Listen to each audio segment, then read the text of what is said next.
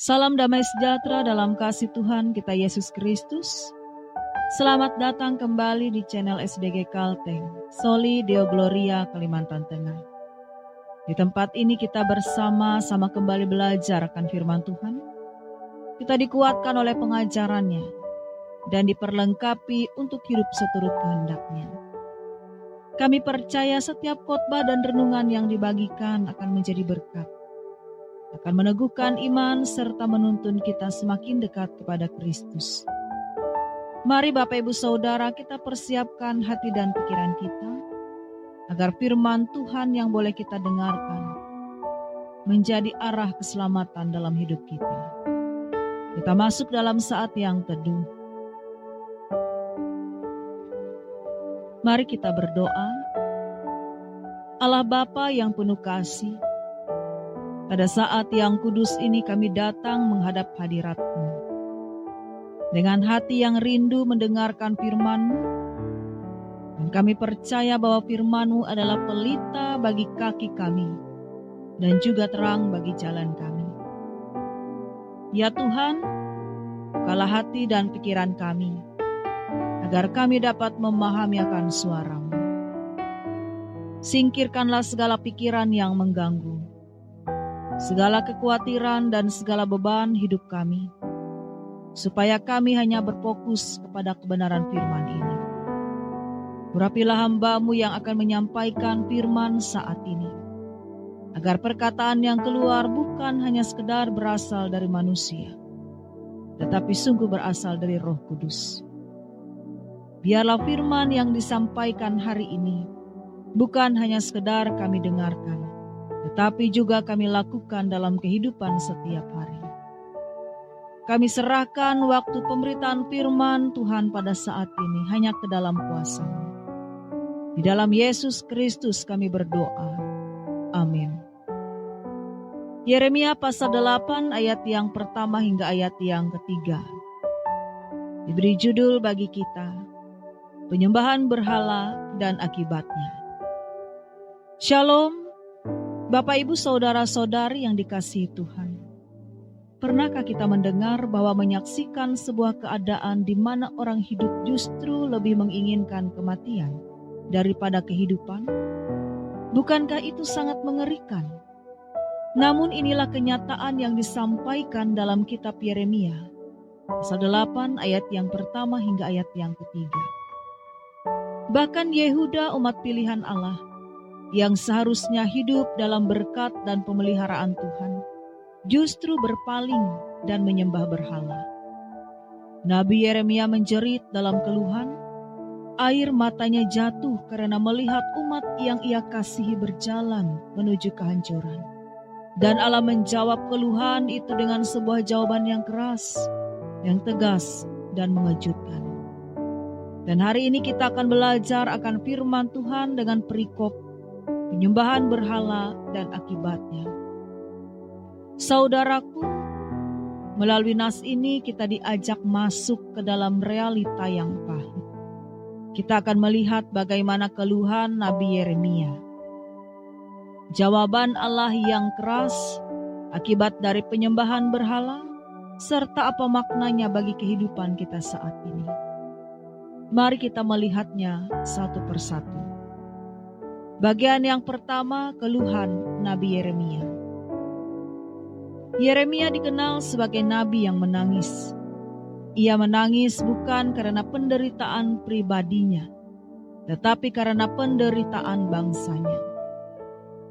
Ia melihat Yehuda jatuh begitu dalam di dalam dosa penyembahan berhala, menyembah matahari, menyembah bulan dan bintang, sesuatu yang diciptakan bukan dari Sang Pencipta. Ini bukan sekedar dosa kecil, namun ini adalah pengkhianatan. Yeremia menangis karena bangsa yang seharusnya menjadi terang bagi bangsa-bangsa justru menjadi gelap. Bapak Ibu Saudara, bukankah hal ini juga dapat terjadi pada kita?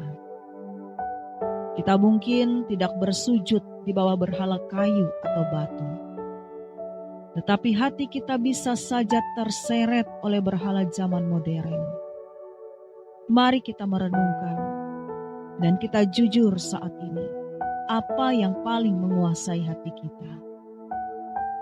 Bagian yang kedua, jawaban Allah yang mengejutkan. Di sini Yeremia mungkin berharap bahwa Allah berbelas kasihan dan langsung memulihkan bangsanya. Namun jawaban Allah justru keras. Ia mengatakan bahwa tulang-tulang raja, imam, nabi, dan seluruh rakyat akan dikeluarkan dari kuburnya. Tidak lagi dihormati, bahkan dibiarkan berserakan seperti pupuk di tanah. Bagi bangsa orang Yahudi ini adalah aib besar. Kuburan adalah lambang kehormatan terakhir. Tetapi Allah berkata, bahkan kematian pun tidak lagi memberi mereka kehormatan, karena hidup mereka telah dinodai oleh penyembahan berhala.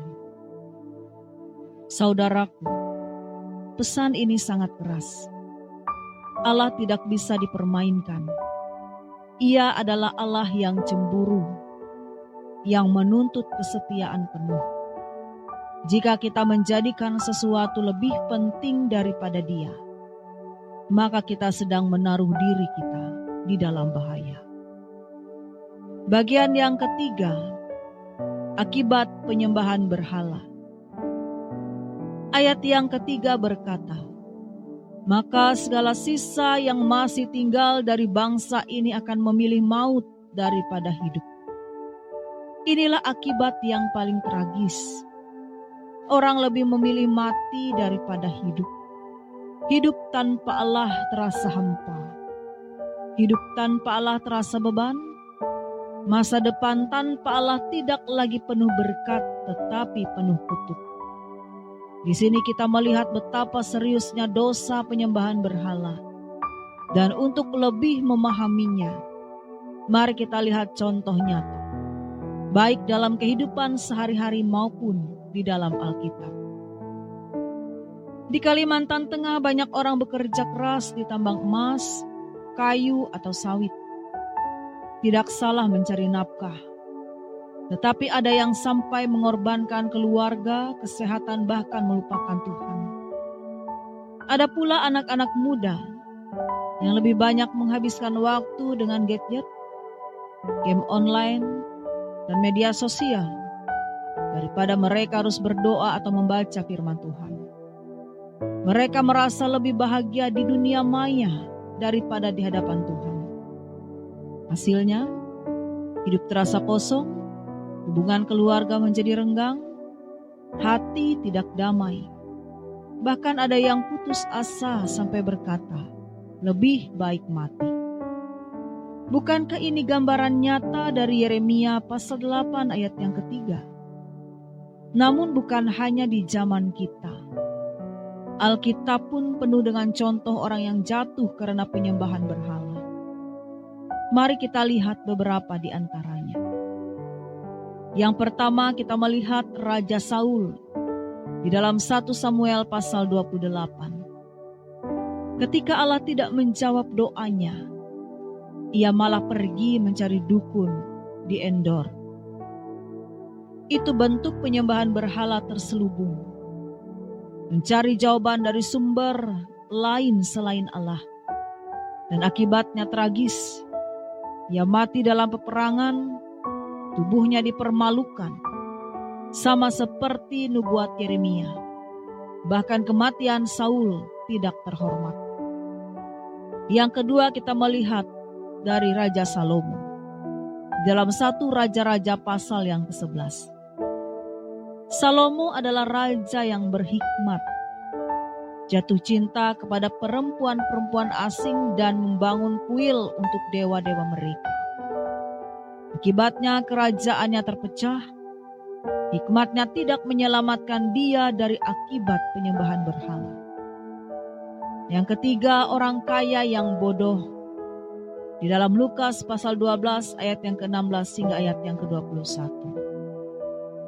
Ia berkata kepada dirinya sendiri, jiwaku bersenang-senanglah. Tetapi malam itu juga nyawanya diambil. Kekayaannya tidak bisa menyelamatkan dia. sama seperti orang Yehuda. Ia lebih memilih berhala harta daripada Allah dan akhirnya kehilangan hidupnya. Melalui semua contoh ini, baik dari kehidupan sehari-hari maupun dari Alkitab, kita dapat melihat pola yang sama. Bahwa penyembahan berhala selalu berakhir dengan kehinaan, dengan kehancuran, dan dengan kematian. Bagian yang keempat, mungkin kita merasa firman ini keras dan menakutkan. Tetapi jangan pernah kita lupa bahwa Allah menegur karena Ia mengasihi. Tujuannya bukan menghancurkan, melainkan memanggil kita kembali kepadanya. Dan di dalam Yesus Kristus teguran ini menemukan jawabannya. Yeremia melihat umat memilih maut, tetapi Yesus memilih mati supaya kita memiliki hidup. Salib Kristus adalah bukti kasih Allah yang lebih besar daripada kesalahan kita. Karena itu, marilah jangan mengeraskan hati. Mari kita memilih Allah bukan berhala. Mari kita memilih kehidupan dan bukan maut. Bapak Ibu Saudara yang dikasihi Tuhan, firman Tuhan saat ini jelas dan tegas bagi kita. Jika kita memilih berhala, kita akan kehilangan arah. Kita akan kehilangan damai, bahkan akan kehilangan hidup itu sendiri. Tetapi jika kita memilih Allah, maka kita akan menemukan kehidupan yang sejati dan penuh pengharapan. Ingatlah, lebih baik hidup sederhana bersama Allah daripada kaya tetapi tanpa Dia. Sebab hidup tanpa Allah hanyalah kematian yang berjalan. Amin. Mari kita berdoa. Ya Allah yang hidup, kami bersyukur untuk firman-Mu yang keras tetapi penuh kasih. Engkau menegur kami agar tidak jatuh ke dalam penyembahan berhala. Engkau mengingatkan kami melalui keluhan Yeremia, melalui kisah Saul, Salomo, dan orang kaya yang bodoh, bahwa hidup tanpa Engkau hanyalah kehancuran. Ampuni kami ya Tuhan bila kami sering kali menaruh hati kepada hal-hal duniawi. Hari ini kami mau kembali memilih Engkau, karena Engkau adalah Tuhan dan Juru Selamat kehidupan kami. Kami ingin menjadikan Engkau satu-satunya Allah yang hidup, karena di dalam Engkau ada sumber pengharapan dan hidup yang kekal. Di dalam nama Yesus Kristus kami berdoa. Amin.